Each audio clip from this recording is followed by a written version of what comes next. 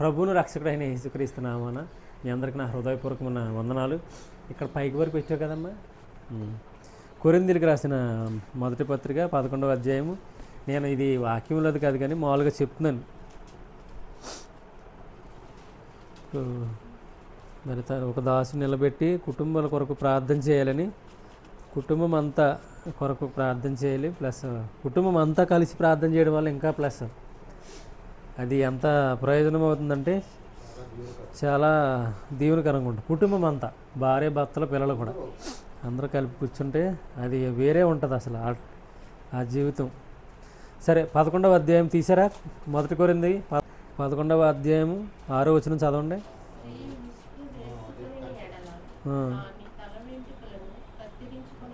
సరే, దానికన్నా పైన ఉన్నదమ్మా. అయితే ఎలాగనగా ఏ స్త్రీ తల మీద ముసుగు వేసు కొనక ప్రార్థన చేయను లేక ప్రవశించును, ఆ స్త్రీ తన తలను అవమానపరుచును. ఎలాగనగా అది ఆమెకు క్షౌరము చేయబడినట్లుగానే ఉండును. క్షౌరం అంటే ఏంటి? గుండు. ముసుగు వేసుకోకపోతే గుండు చేసినట్లు ఉంటుందంట. మరి గుండు వేసుకుని బయటికి వెళ్ళి తిరుగుతారా? వెళ్ళలేరు కదా. వెళ్తావా? ఇప్పుడు ఎలాగుంటే మాకు గుండు కింద కనపడతావు తరలేనట్టు. అంటే ముసుగేసుకోవాలి, అది గౌరవం అంట. వాక్యంలో ఉంది, అందుకే ముసుగేసుకోండమ్మా అని చెప్పేది. మా అంతటా మేము చెప్పట్లే, వాక్యంలో ఉంది. ప్రతి స్త్రీ ముసుగేసుకోవాలంట. లేకపోతే సవరం చేసేసినట్టు, అంటే గుండు గీయించుకున్నట్లంట. అదే పురుషుడు ముసుగేసుకుంటే అతను సవరం చేయించుకున్నట్లంట. అంటే అర్థం ఏంటి? గుండు గీయించుకోకూడదని బైబిల్లో ఉంది. మరి అందరికంటే మళ్ళీ ఎలా చెప్తే తలకాయపడి అయిపోతుంది ప్రతిది. అంటే గుండు గీయించుకోకూడదని ఉంది, అంతే కదా. సవరం చేయించుకున్నట్లు అంటే అర్థం ఏంటి? గుండే కదా. అంటే పురుషుడు గుండు గీయించుకుంటే అవమానం అంట. అలాగే ముసుకేసుకుంటే అవమానం అంటే గుండు గీయించుకున్న అవమానమే. తల వెంట్రుకలు తీసేసిన వల్ల పురుషుడు అవమానం అంట. కాబట్టి ఈ విషయాలు మీరు అర్థం చేసుకోండి. సరే, మళ్ళీ మార్క్స్ వార్త. అందుకే నేను ముసుకేసుకోమని చెప్తున్నాను. అమ్మా, ముసుకేసుకున్నారనుకో మీకు గౌరవంగా ఉంటుందంట దేవుడి దగ్గర. మొన్న చదివిందే మార్క్స్ వార్త 6వ అధ్యాయము 33వ వచనంలో నేను చదువుతున్నాను. వారు వెళుచుండగా జనులు చూసి అనేకులు ఆయనను గుర్తెరిగి సకల పట్టణం నుండి అక్కడికి కాలినడకను పరిగెత్తి వారికంటే ముందుగా వచ్చిరి.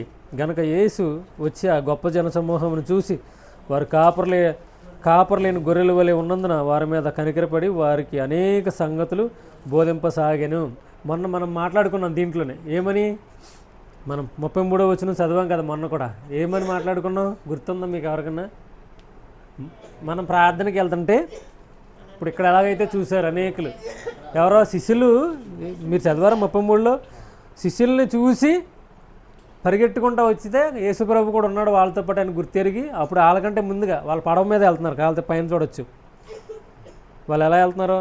దోణి మీదే వెళ్తున్నారు. దోణి ఎక్కువ వెళ్తుంటే వీళ్ళు ఏం చేశారు? వాళ్ళని చూసి వెళ్తుంటే చూసి వాళ్ళకంటే ముందుగా పరిగెట్టుకుంటూ వెళ్ళి అక్కడ కూర్చొని ఉన్నారు రెడీగా.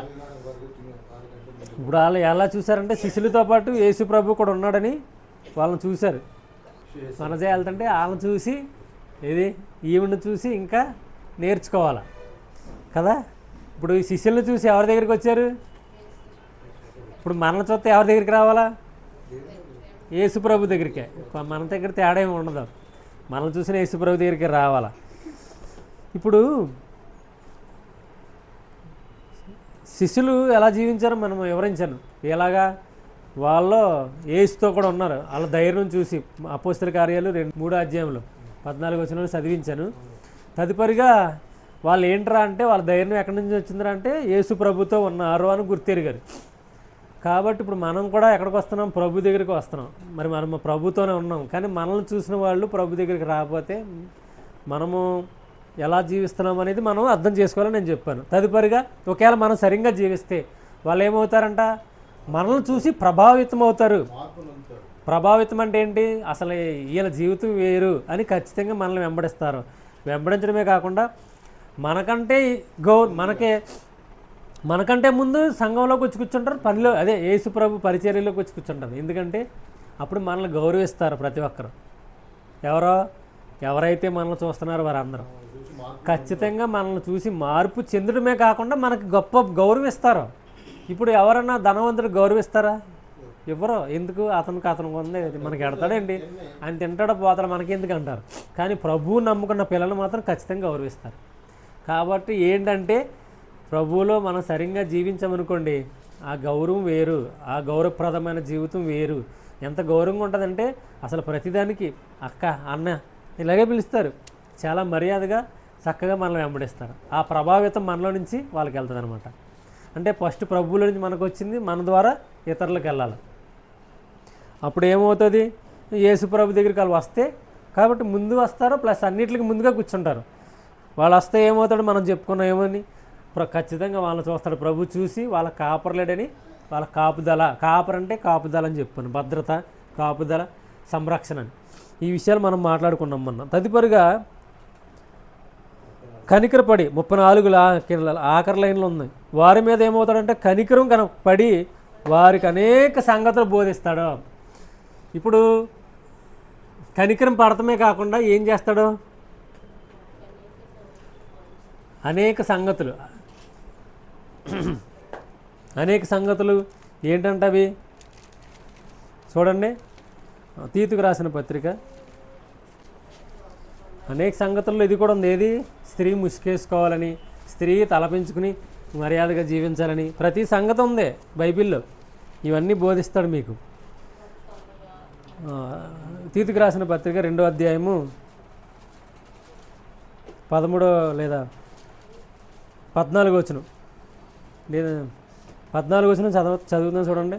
ఆయన సమస్తమైన దుర్నీతి నుండి మనల్ని విమోచించి, అంటే ఆల్రెడీ ఇంకా దుర్నీతి అనేది మనలో లేదు. అంటే దుర్నీతి అంటే ఏంటి? అడ్డగించేది ఏంటి? సత్యాన్ని అడ్డగించేది మనలో లేకుండా చేస్తాడు. అంతేకాదు మాట వినకుండా ఉన్నామనుకో, అది దుర్నీతే. ఏ మాట? ఇప్పుడు వాక్యం చెప్తున్నాం కదండి, ఈ మాట మనం వినకుండా ఉన్నామనుకో, అదేంటది? అడ్డగించుడు. అడ్డగించుతానని ఏమన్నాడంటే దుర్నీతి. వినకపోవడం. దుర్నీతి అంటే ఏంటి? ప్రభు మాటను వినకుండా దాన్ని తిరస్కరించడం, దాని నుంచి తొలగిస్తాడు. తదుపరిగా సత్క్రియలు చేసే స్థితిలోకి నడిపిస్తాడు. సత్క్రియ అంటే ఏంటి? సత్క్రియలు అంటే ఏంటంటే మంచి కార్యాలు. ఏంటి ఆ మంచి అంటే? ప్రార్థన చేయడం, వాక్యం చదవడం, పాటలు పాడడం, ప్రభు పరిచర్యలు నడవడం, మరి ఇతరులను గౌరవించడం, ఇతరులకి గౌరవించడం ప్లస్ ఇతరులకు లోబడ్డం. అది ఎవరికి పడితే వాళ్ళకి కాదండి, ప్రభుని నమ్మిన వాళ్ళకి. ఇతరుల కంటే ఎవరికి పడితే వాళ్ళకి కాదు. అది కూడా అంటే ప్రభుని నమ్మిన వాళ్ళు సత్యాన్ని బట్టి జీవించిన వాళ్ళకి లోబడాలి. మళ్ళీ వేరే చెప్పే వాళ్ళకి లోబడ్డామా మనం ఇబ్బందులు పడిపోతాం ఖచ్చితంగా. ఈ సత్క్రియలు చేస్తామన్నమాట. ఇది సత్క్రియ అంటే ఇది మంచి క్రియ. ఈ క్రియలు నేర్పిస్తాడు. మనము మరి ఏ క్రియలు నేర్చుకుంటున్నాం? లోకంలో క్రియలన్నీ మనం నేర్చుకున్నాంగా. ప్రతి మూలపాఠానికి మనం తిరిగాం, అవన్నీ పట్టుకున్నాం. అవి కూడా ఏంటో చూపించాం. అవన్నీ అంటే భూతాలు, దయాలకు మనం చేస్తున్నామని చూపించాం. మరి ఇప్పుడు ఇంకా చూపించిన తర్వాత కూడా అవి చేస్తున్నారంటే మళ్ళీ దయాలను ఆరాధిస్తున్నట్టే కదా. చూపించిన తర్వాత శుక్రవారం అది చేయకూడదు, మంగళవారం ఇది చేయకూడదు, బుధవారం అది చేయకూడదు, ఇది చేయకూడదు, అది చేయకూడదు అని చెప్తున్నామంటే ఏమైంది? మళ్ళీ అది అడ్డమే కదా. అంటే భూతాలను అసలు క్లియర్గా చూపించాను. కొలసి 2:22లో ఉంది. ఏమనుంది? అసలు ఈ పట్టుకోవద్దు, టేస్ట్ చూడొద్దు, రుచి చూడొద్దు. ఇవేంటంట? భూతాలో లేదా దయ్యాలకి చేసే ఆరాధన అని చెప్పాడు పౌలు గారు. వాక్యంలో నుంచి చెప్తున్నాను. మళ్ళీ మనం అదే చేసామనుకోండి, మళ్ళీ ఏమవుద్ది? యేసు ప్రభుని అంటే మనం ఏదో వత్నం కూర్చుంటాం, కానీ యేసు ప్రభుని ఇష్టం అనేది లేదు. కాబట్టి అందరూ గుడికి వెళ్తున్నారు, మిగతా అందరూ ఏదో పలానా రోజున గుడికి అందరూ వెళ్తున్నారు, కాబట్టి మనం కూడా ఆదివారం ఒక గుడికి వస్తున్నాం అంతే. నామకార్థమైన జీవితం, ఇంతకన్నా ఘోరమైన జీవితం. తద్వారా ఏమవుతుందంటే మన కుటుంబంలో వృద్ధి కలగదు, అందరూ ఎదగరో, సమాధానం అనేది ఉండదు, అసలు సంతోషం అనేది కూడా కరువైపోద్ది. సత్క్రియ అనేది అసలు ఉండదు. అదే మంచి కార్యాలు ఉండవు. కుటుంబంలో నుంచి వెళ్ళవు, బయటికి వెళ్ళవు. ఇతరులు మనల్ని చూసి ఏమవరో, మనకంటే ముందుగా వెళ్ళి మనకు పరిచయం చేయరు, లేదా యేసుక్రీస్తు ప్రభు పాదాల చెంత కూర్చోరు. ఇవన్నీ జరుగుతాయి అన్నమాట.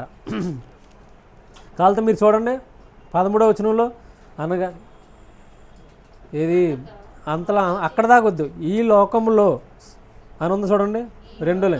ఈ లోకంలో ఎలా బతకాలంట? స్వస్థ బుద్ధి అంటే ఏంటి? వాక్యముతోటి ప్లస్ మనలో మాట్లాడుతున్న ప్రభు ద్వారా ఏమంటే స్వస్థత పొందాలి. ఏదైతే అడ్డగిస్తుందో, ఏది మాట వినంతనం ఉందనుకోండి, దాని విషయంలో ఏమవ్వాలి? స్వస్థత అంటే అక్కడతో ఆగిపోవాలి, దాన్ని మారిపోవాలి జీవితం. స్వస్థత అంటే ఏంటి? ఇప్పుడు ఏదైనా జరిగింది లోపల, ఆ లోపల బయట ఏదో దెబ్బ ఏదో తగిలింది, అది పూడిపోతామంటే ఏంటి? స్వస్థతే కదా. బయటకు కనపడుతుంది దెబ్బ, ఇప్పుడు నీకు ఇంకా తగ్గలేదా అన్నారు అనుకో, కనపడుతుందరా అంటే చెప్తాం. అలా కనపడుతుంది కాబట్టి అది ఏం కాలేదు, స్వస్థత కాలేదు. అది తగ్గిపోయిందంటే నయమైపోయింది అంటే అది స్వస్థత, అంటే తగ్గిపోయింది, మానిపోయింది. ఇప్పుడు మనం అలాగే కదా ఉండాలిగా. ఏది పాత జీవితంలో నుంచి ఏదైనా ఇంకొన్నదనుకో, దాంట్లో నుంచి స్వస్థత, స్వబుద్ధి, స్వస్థ బుద్ధి అంటే స్వస్థత కలిగిన బుద్ధితో ఉండాలా ప్రతిదానికి. తదుపరిగా నీతి అంటే ఏంటి? నీతి అంటే ఇంకేం లేదు, యేసుప్రభువే మా నీతి, ఆయన నీతి. నీతి అంటే యేసుప్రభుతోనే ఉండాలా. తర్వాత భక్తి, అదేనా? భక్తితో. భక్తి అంటే ఏంటి? పైకి యాక్ట్ చేసేది భక్తి కాదు, లోపల నిజమైన జీవితం జీవించేది, లోపల నుండి ఉండేది ఆనందం వేరు. పైకి యాక్ట్ చేసే భక్తి చాలా ఘోరంగా ఉంది, కపటమైన భక్తి అది, జనాలను మోసపురిచేది, కుటుంబాలను పాడు చేసేది. పైకి మాత్రం భక్తిగా అలాగా ఉంటారు, లోపల మాత్రం తత్వం అలాగే ఉంటుంది, దాని శక్తిని ఆశ్రయించలేరని చెప్తున్నాడు. కాబట్టి ఏమవుతారంటే వీళ్ళ వల్ల కుటుంబాల్లో నెమ్మది ఉండదు, ఇతరులను కూడా పాడు చేస్తారు, వాళ్ళు పాడు చేసి ఎదగకుండా చేస్తారు. కాబట్టి భక్తి లోపల వేరేగా ఉండాలా, ఆత్మను అనుసరించి జరిగిన భక్తితో ఉండాలి. దాని శక్తిని మాత్రం ఖచ్చితంగా మనం అప్పుడు ఆశ్రయిస్తాం. తర్వాత కదా అది ఈ విషయాలు బోధిస్తాడు, ఎలా బతకాలి, ఎలా జీవించాలా, ఎలా బ్రతకాలి, ఎలా జీవించాలని బోధిస్తాడు. అంతేనా? మరి ఇప్పుడు యేసుప్రభు దగ్గరికి మనం వచ్చారనుకోండి, మనం బోధించబడతా ఉంటే, ఫస్ట్ మనం నింపబడతా ఉంటే ఏమవుద్ది? నా గిన్నె నిండి పొర్లిపోతే ఇతరులకు మనం ఇస్తాం. అంతేగాని మనం ఇంకా నింపబడలేదనుకోండి, మనది ఖాళీ ఎంటీగా అలాగే ఉందనుకోండి, ఏమవుద్ది? ఇతరులకు ఇవ్వలేం. ఇప్పుడు మనకు బాగా తెలిసి చిన్నప్పుడు స్కూల్లో కథ చెప్పేవారు. ఏం కథ అంటే, కొండ తీసుకొచ్చి కొండలో నీరుంటే నీరు కాకి తాగాలంటే ఏం చేయాలి? అది సగంలో ఉంది, దానికి అందదు, కాబట్టి ఏం వేయాలి? రాళ్ళు వేయాలి, పైకి వస్తుంది నీరు అని చెప్పేవారు. ఇప్పుడు అదే కదా, మన దాంట్లోకి ఏమో కొండ ఖాళీగా ఉంది, మన ఆత్మ ఏమైంది? ఖాళీగా ఉందనుకోండి, నింపబడదు, ఖచ్చితంగా బయటికి రావాలి కదా, రిఫ్లెక్షన్ కావాలి కదా. ఇప్పుడు సముద్రం దగ్గరికి వెళ్తే ఏమైంది? వస్తుంది, మళ్ళీ వెళ్తుంది, రిఫ్లెక్షన్ కొడుతూ ఉంటుంది, అక్కడి నుంచి అలా వెనక్కి వెళ్ళిపోద్ది. ఆ రిఫ్లెక్షన్ వల్లనే వెనక్కి వెళ్ళిపోతుంది, దానికి దేవుడు అలాగ అధికారం ఇచ్చాడు. అదే దానికి ఆ రిఫ్లెక్షన్ లేదనుకోండి, కొట్టడం లేదనుకో, ముందుకు వస్తుంది, అది ప్రపంచాన్ని ముంచేద్ది, అంటే ఈ భూలోకాన్ని ముంచేద్ది. ఎందుకంటే భూమి 25% అయితే సముద్రం 75% అంటారు. మరి అది నాకు అయితే కరెక్ట్గా తెలియదు, కానీ భూభాగం 25% అయితే సముద్రం ఉండేది, నీరు ఉండేది మాత్రం 75%. అయినా సరే భూమి నిండిపోవట్లేదంటే కారణం ఏంటి? దేవుడిచ్చిన గొప్ప ఆజ్ఞ అది. దేవుడిచ్చిన మాటల సముద్రం కూడా ఏమవుతుంది? నెరవేర్చుతుంది. కాబట్టి అక్కడ దాకా వచ్చి వెనక్కి వెళ్ళిపోద్ది రిఫ్లెక్షన్. అలాగే మనకు కూడా రిఫ్లెక్షన్గా రావాలి. ఫస్ట్ మనం నింపబడ్డామనుకోండి, మనం ప్రాముఖ్యత, ఫస్ట్ మనం ఇతరుల గురించి మనం ఆలోచించకుండా ఫస్ట్ మనం ఏమవుతున్నాం, మనం నేర్చుకుంటున్నామా లేదా, అన్ని విషయాల్లో ఎదుగుతున్నామా లేదా, యేసు ప్రభుని కలిగి ఉన్నామా లేదా అనేది ఫస్ట్ మనం చూసుకోవాలి. ప్రభు అదే చెప్తాడు, ఎవరి బరువు ఆలే మోసుకోవాలి కదా అని పౌలు గారు చెప్తున్నారు గలతీయులకు రాసిన పత్రికలో. కాబట్టి ఫస్ట్ మన బరువు మనమే చూసుకోవాలి, తదుపరిగా ఇతరుల గురించి ఆలోచించాలి. అదే కొందరు ఏమవుతారు, ఫస్ట్ మనం సరిగ్గా ఉండం, ఇతరుల గురించి ఆలోచిస్తాం, నా పిల్లలు ఎలాగా, నా భర్త ఎలాగా, ఈ బతుకు ఎలాగా, ఇవంతా ఆలోచిస్తే కాదు. ఫస్ట్ మనం ఏంటనేది ఒక స్టాండ్ తీసుకున్నాం అనుకో ప్రభు వాక్యాన్ని బట్టి, అప్పుడు మనం నింపబడితే అప్పుడు ఇతరులు వస్తారు, భర్త, భార్య, పిల్లలు అలాగా. అంతేగాని మనం వచ్చి కూర్చుని వెళ్ళిపోకూడదు. కొద్దిమంది అయినా పర్లే. మీరు చూడండి, మనం అనుకోవచ్చు కొద్దిమందే కదని. అపోస్తల కార్యాలు 17వ అధ్యాయము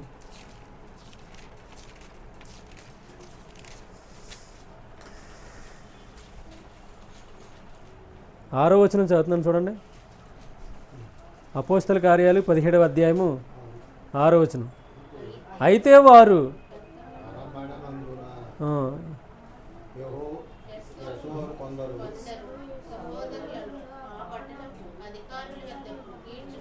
ఎవరు కనపడతలేదంట? శిష్యులు. ఎందుకు? ఇక్కడ పెద్ద అలర జరిగింది, అక్కడ గొడవ జరిగింది, కొంతమంది వచ్చి వాక్యం బోధించారు, అక్కడ లాభసాధకం పోయింది. లాభసాధకం పోవడం ద్వారా ఏమైందంటే గొడవలు అయిపోయి అర్థం కాలేదు, తదుపరిగా వెళ్ళిపోయారు, శిష్యులు అందరూ వెళ్ళిపోయిన తర్వాత మళ్ళీ అలా కనపడినందున ఎవరున్నారంట, శిష్యుల్ని ఎదుగుతా జనాలందరూ వచ్చారు. వచ్చి ఏం చేశారు, యాసోనునని కొందరు సహోదరులను ఆ, ఆ పట్టణపు అధికారుల వద్దకు ఉమ్, తీసుకొని పోయి ఉమ్. భూలోకమును తలకిందులుగా చేసిన వీరు ఇక్కడికి ఎంతమంది అక్కడ ఆహా, మీరు చదివారు కదా, యశోరును కొందరు సహోదరులు కొందరినే ఈడ్చుకుని వెళ్ళిపోయారు. కొందర ఏమంటున్నాడు అక్కడ, ఈడ్చుకుపోయి భూలోకముని ఏం చేశారు, తలకిందులుగా చేసిన ఆ, వీరు ఇక్కడికి కూడా వచ్చారు కదా. ఇప్పుడు మరి కొందరైనా తలకిందులు చేసింది అందరా? కొందరు మరి కొందరం అనుకోవచ్చు మనం, కానీ మనం ఎలా ఉండాలా? తలకిందులు చేసే స్థితిలో ఉండాలా. ఎవరినే తలకిందులు అంటే ఏంటి? అసలు భూమిని ఇంటి నుంచి అటు తిప్పేస్తున్నారా బాబు, అంత గొప్ప ప్రవీణతనంలో ఉన్నారు.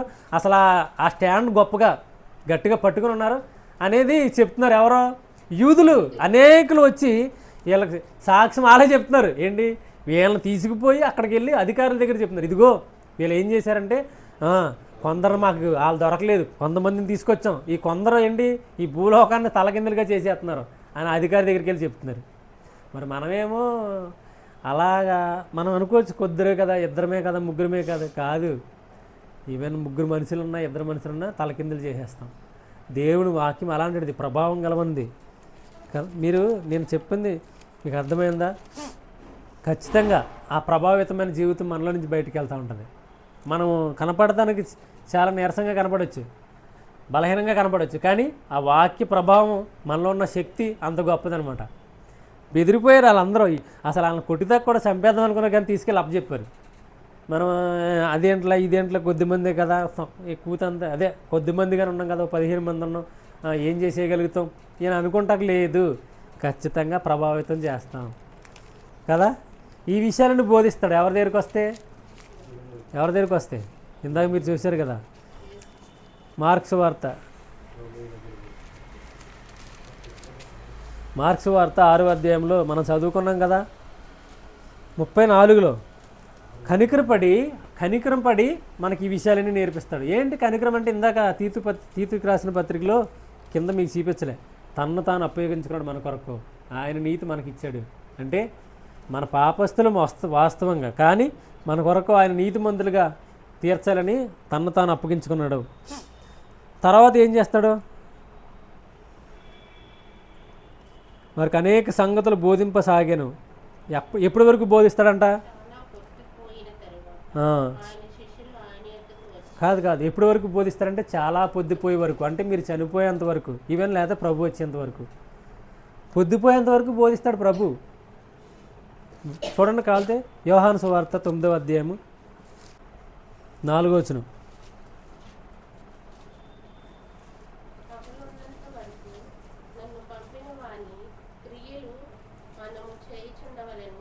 రాత్రి వచ్చి ఉన్నది, అప్పుడు ఎవడును పని చేయలేడు. ఆగండి, ఎంత స్పష్టంగా చెప్తున్నాడు. ఎలాగంట, సాయంత్రం కాలం వరకు మనకు పొద్దుపోయేంత వరకు మనకు బోధిస్తాడు. ఇది ఇక్కడ రాసింది చూసారా, పగలున్నంత వరకు నన్ను పంపిన వాని క్రియలు మనము చేయుచుండవలను. మరి ఖచ్చితంగా చేయాలిగా మనం.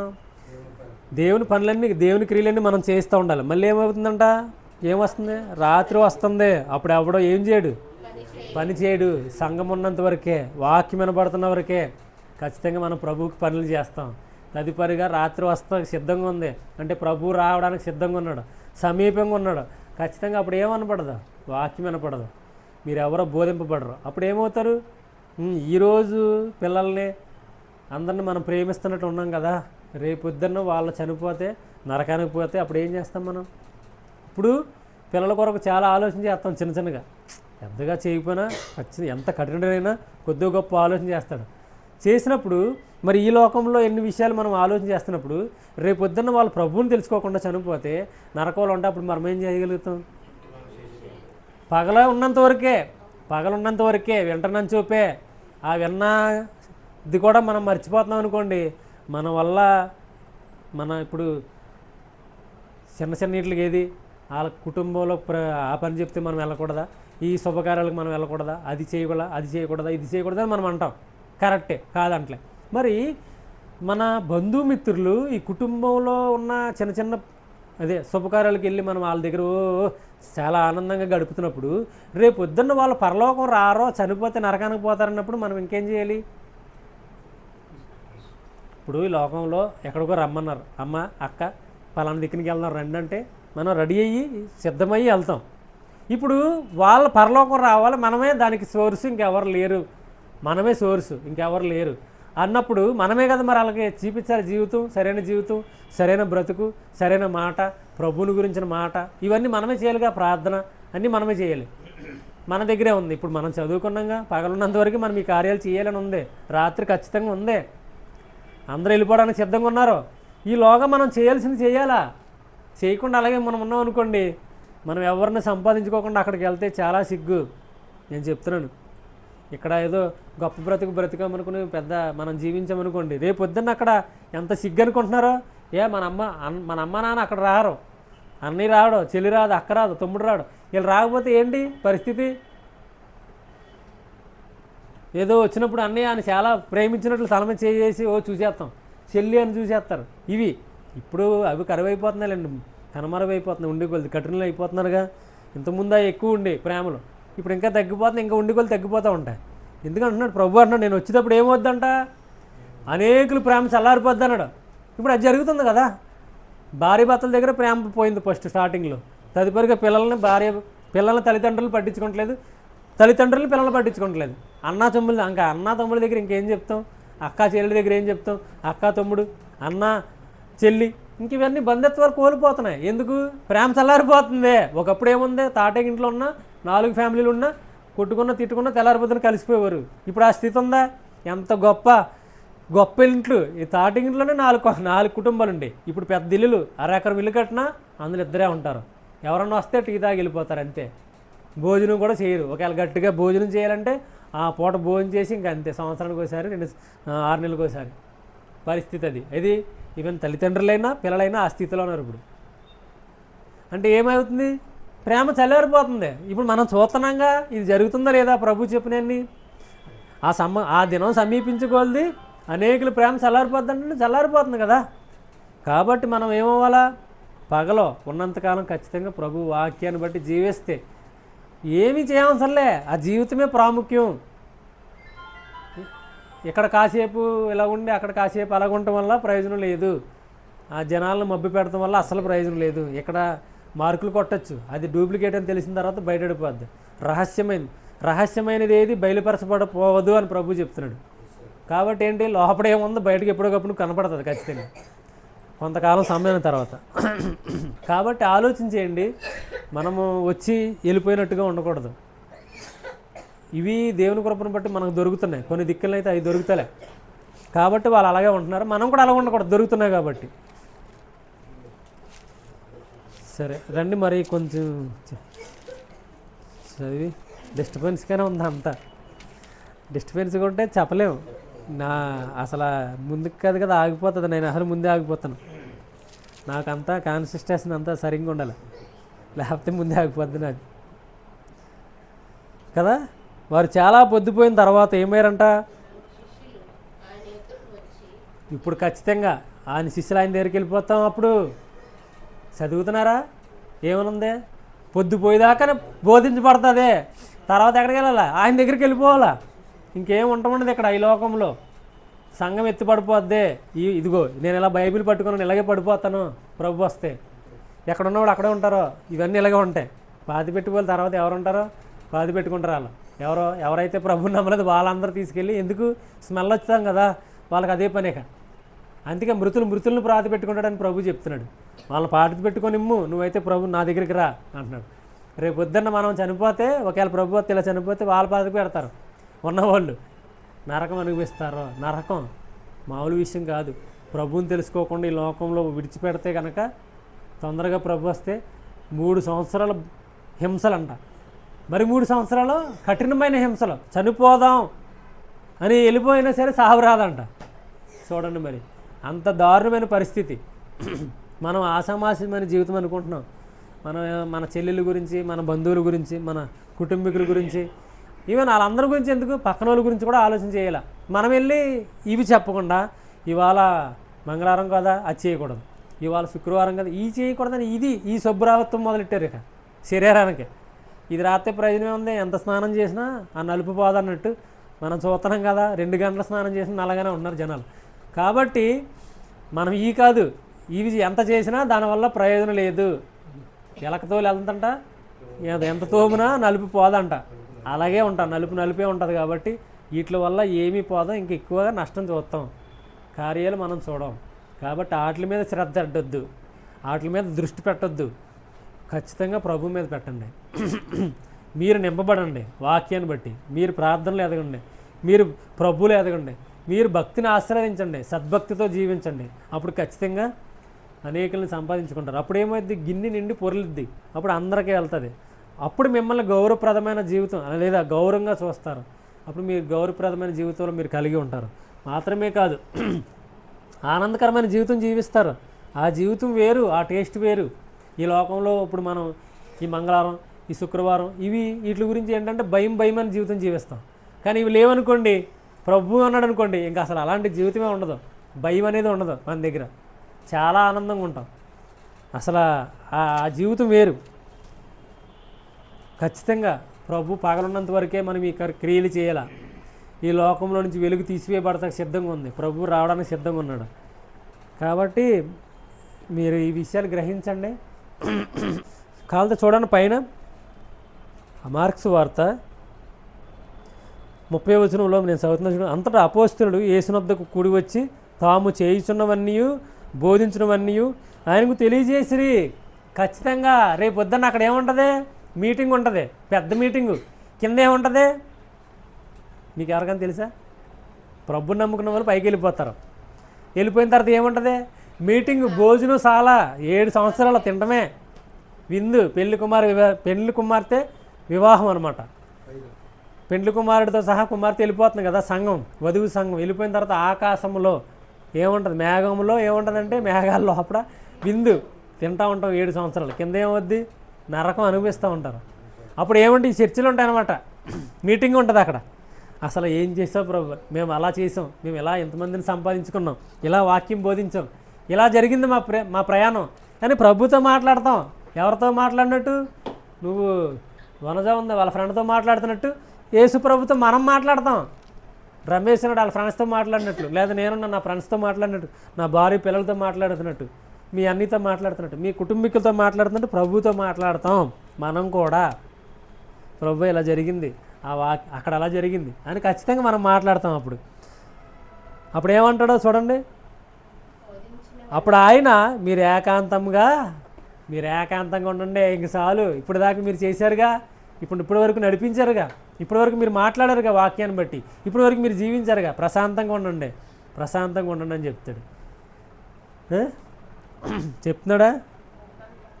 ఏకాంతంగా ఉండటమే, ఏకాంతంగా ఉంటే చాలు. ఇక జీవితంలో మనకు ఏకాంతత ఏది, కష్టం ఉండదేక, ఇబ్బందులు ఉండవు, శ్రమ ఉండదు, హ్యాపీగా. ఇక అది ఆ జీవితానికి అంతము లేదు, ఇంకా లేదు, ఇక ముగింపు లేదు. అక్కడికి వెళ్ళిన తర్వాత ఇక్కడ ముగింపు ఉంది, ఎప్పుడు చనిపోతారో తెలియదు. కానీ ప్రభువుని నమ్ముకున్న పిల్లలు మాత్రం వయసు అయిన తర్వాతే చనిపోతారు.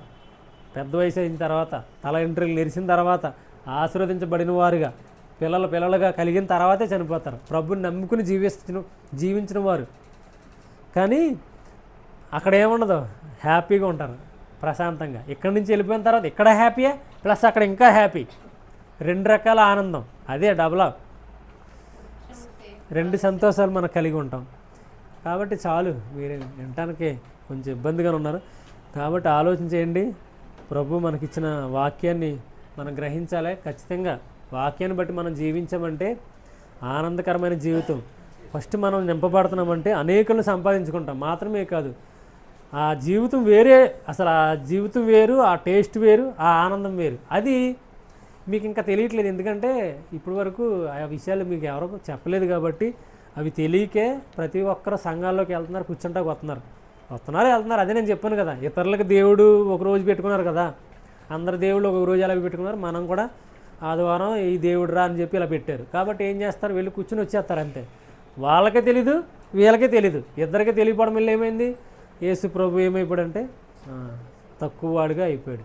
అందుకే మనకు నిజంగా మనం తక్కువ వాళ్ళని అలానుకుంటా తప్పులేదు. ఎవరో ఇతరులు హిందూస్ లేదా సహోదరులు ఏమనుకుంటాం, హైందూ సహోదరులు ఏమనుకుంటున్నారు, తక్కువవాడు దేవుడు రా, వాళ్ళు అలాగే ఉంటారు, ఈయన అలాగే ఉంటాడు అనుకుంటున్నారు. అప్పుడు మనం ఎవరిని తక్కువ చేస్తున్నాం, దేవుడిని తక్కువ చేస్తున్నాం. ఈవెన్ మళ్ళీ అనేకులు మనం మనల్ని చూసి వాళ్ళుగా చేసుకుంటలే ఏమవుతున్నారు, మనల్ని చూడలేకపోతున్నారు కాబట్టి యేసుప్రభుని చూడలేకపోతున్నారు. మనల్ని చూస్తే ఖచ్చితంగా మనల్ని చూస్తే యేసుప్రభుని చూస్తారు. అసలు మనమే యేసుప్రభుని చూపించలేకుండా ఉండటం వల్ల ఇంకా ఆలయం చూస్తారా? కాబట్టి మీరు ఆలోచించేయండి. ఖచ్చితంగా మనం యేసుప్రభుని చూపించేలాగా మనం జీవించామనుకో ఖచ్చితంగా అందరూ మన దగ్గరికి వస్తారు. అప్పుడు ప్రభుని ఎరుగుతారు. మాత్రమే కాదు, పగలున్నంత వరకు మన పని మనం చేసుకుంటాం. రాత్రి ఖచ్చితంగా ఉందని మనకు అర్థమైద్ది. మనం నింపబడితేనే ఇవన్నీ అర్థమవుతాయి. నింపబడకపోతే ఇది ఏది తెలియదు. ప్రతిదీ మనకు బోధిస్తున్నాడు. ఇంతకుముందు బోధించలేదు, ఇప్పుడు బోధిస్తున్నాడు. ఇప్పుడు కూడా అలాగే ఉన్నామనుకోండి మనం చాలా నష్టపోతాం. కానీ అలా ఉండకుండా మనం నేర్చుకున్నాం అనుకోండి చాలా వృద్ధిలో వస్తాం. ఆ విషయాలు మీకు తెలియట్లే, అవి మీకు తెలియట్లే. నిజంగా దీనివల్ల ఎంత ప్రయోజనం ఉందో మీకు తెలిస్తే ఆ విషయాల మీద మీరు మనసు పెడతారు. అది మీకు తెలియట్లేదు కాబట్టే దాని గురించి ఆలోచించడానికి మీరు ఇబ్బంది పడతారని నాకు అర్థమవుతుంది.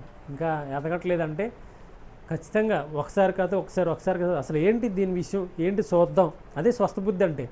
మన బుద్ధి మారాలి కదా అనేది మనం ఆలోచన చేసామనుకోండి ఖచ్చితంగా ఆ విషయాల్లో మనం ఎదుగుతాం. మాత్రమే కాదు, ఆ జీవితం టేస్ట్ఫుల్ జీవితం మనం అనుభవిస్తాం. అలా ఉంటాను మన ప్రభు సహాయం చేయను గాక. ఆమేన్.